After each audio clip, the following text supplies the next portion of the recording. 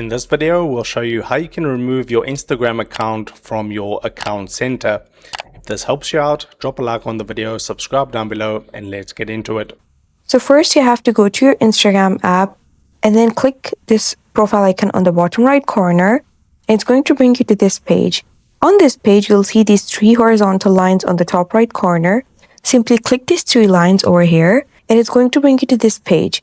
On this page, you have to click this account center option under your account. If you don't find it here, you simply use the search bar and search for account center and you'll find it. Click account center and it's going to bring you to this page now. On this page, you'll find this option that says manage accounts. If you don't find it, scroll a bit and you'll find it. Click manage accounts. Now, it's going to bring you to this page. On this page, you'll see this Instagram account over here. Click manage over here. Once you click manage, it's going to bring you to this page and here you'll see this option that says move out of this accounts center. Click this option. And now it's going to pop up with this page. And here you can see you get this option that says move account.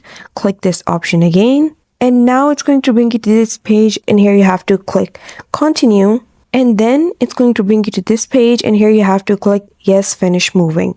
Once you click this option, it's going to remove your Instagram account from account center and that's how you do it.